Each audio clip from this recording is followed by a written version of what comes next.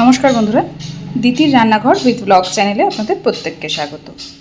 দেখুন, আজকে নিয়ে চলে এসেছি একদম অন্য রকম একটা রেসিপি, থোর মুসুরির ঘন্ট। তো এই থোর মুসুরির ঘন্টটা আমি কিভাবে বানিয়েছি চলুন দেখে নিই। তো দেখুন বন্ধুরা, থোর মুসুরির ঘন্টটা করার জন্যে আমি এখানে প্রথমেই কড়াইতে তেল দিয়ে দিয়েছি, আর তেলটাও খুব ভালোভাবে গরম হয়ে গেছে। এর মধ্যে ফোড়নে আমি দিচ্ছি অল্প একটু আস্ত জিরে, আর দিচ্ছি একটা তেজপাতা। এইবার দিয়ে দেব ছোট ছোট ডুমো ডুমো করে কেটে রাখা আলু।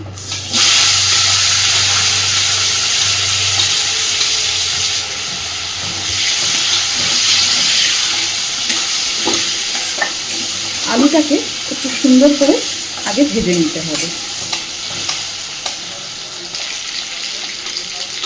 আলুর মধ্যে দিয়ে দেব লবণ আর হলুদ। আমি এখানে একেবারে তরকারির পরিমাণ অনুযায়ী লবণ আর হলুদটা ব্যবহার করছি।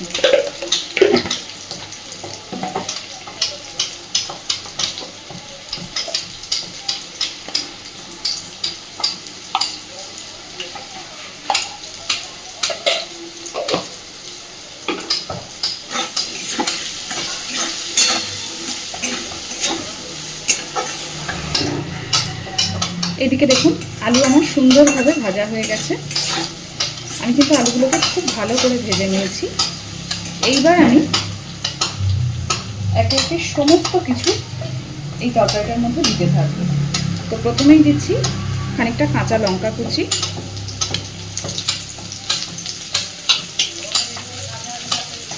দিয়ে দিচ্ছি থোর। আমি এখানে থোরটাকে কেটে ধুয়ে নর্মালি ব্যবহার করছি।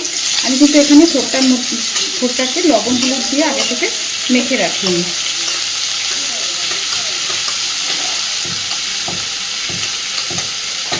এবার দিচ্ছি আদা আর টমেটো একসাথে বাটা আছে, তার মধ্যে এক কোয়া রসুন দিয়েছি আমি। আবারও বলি, আদা আর টমেটো একসাথে বাটা, কিন্তু তার মধ্যে আমি এক কোয়া রসুন ব্যবহার করেছি।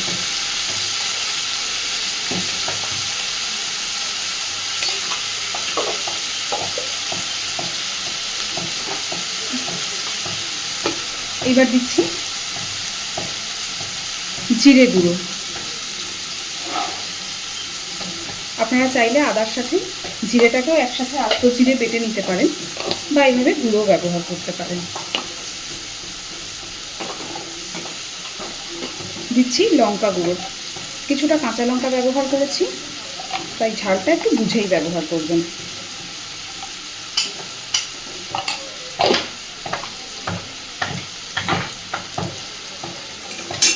দিয়ে দিচ্ছি মুসুর ডাল। আমি সকালবেলা জল দিয়ে ধুয়ে ভিজিয়ে রেখে দিয়েছিলাম ভালোভাবে, খুব সুন্দরভাবে দেখুন ফুলে ফুলে উঠেছে ভিজে। এইবার এই ভিজিয়ে রাখা মুসুর ডালটা এর মধ্যে দিয়ে দিলাম।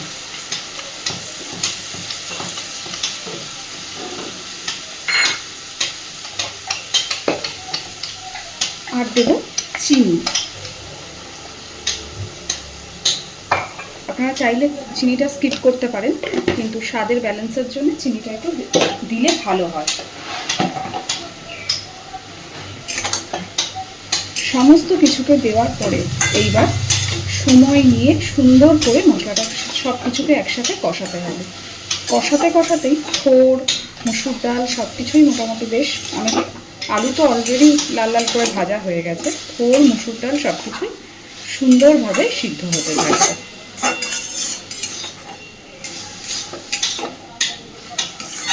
গ্যাসের ফ্লেমটাকে মিডিয়াম টু লোতে রেখে একটু সময় নিয়ে সব কিছু সুন্দর করে কষাতে হবে।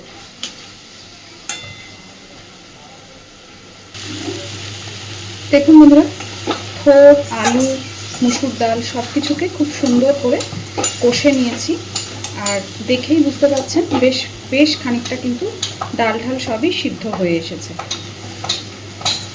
এই পর্যায়ে এবার আমি দিয়ে দেব পরিমাণ অনুযায়ী জল। কিন্তু আমি এখানে একটা কথা বলি, জলের পরিমাণটা কিন্তু খুব বেশি দেব না, কারণ ন্যাচারালি যেরকম ডাল আমরা খাই সেরকম অতটা পাতলা বা ওরকম ধরনের হবে না, একটু ঘন্ট টাইপের হবে। তাই জাস্ট যতটুকু সিদ্ধ করতে আমাদের লাগবে, সব কিছু সুসিদ্ধ হতে, সেই পরিমাণ অনুযায়ী জলটা ব্যবহার করব।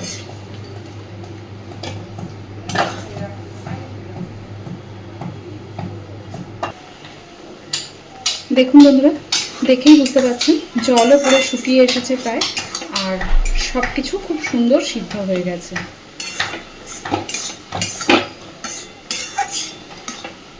এইরকম গ্রেভি গ্রেভি টাইপেরই এটা হবে। তো এই পর্যায়ে এবার আমি গ্যাসের ফ্লেমটাকে অফ করে দিচ্ছি। আর ওপর থেকে এবার আমি দেব প্রথমে একটু গরম মশলার গুঁড়ো,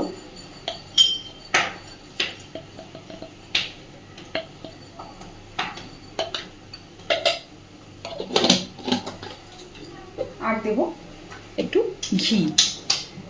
আপনারা কিন্তু চাইলে এই রান্নাটাতে চিংড়ি মাছের ব্যবহারও করতে পারেন। দিয়ে দিলাম একটু ঘি।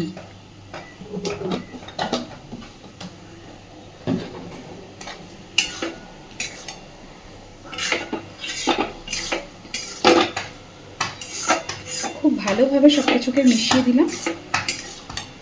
এইবার ঢাকা দিয়ে মিনিট 5 রেখে দেবো, তারপর এটা সার্ভ করব। বিশ্বাস করুন, শুধু যে গরম ভাতের সাথেই এই থোড় মুসুরির ঘন্টটা খেতে ভালো লাগে তাই নয়, রুটি পরোটার সাথেও কিন্তু খুব ভালো লাগে। একটু অন্যরকম, কিন্তু খেতে অসাধারণ স্বাদ। বাড়িতে অবশ্যই এভাবে ট্রাই করে দেখবেন, কথা দিচ্ছি নিরাশ হবেন না। আর আজকের আমার এই থোড় মুসুরির ঘন্ট, এই রান্নাটা আপনাদের কেমন লেগেছে আমাকে অবশ্যই জানাবেন। প্লিজ আমার চ্যানেলটাকে লাইক, শেয়ার এবং সাবস্ক্রাইব করে আমার পাশে থাকবেন। এতক্ষণ আমার সাথে থাকার জন্য অসংখ্য ধন্যবাদ।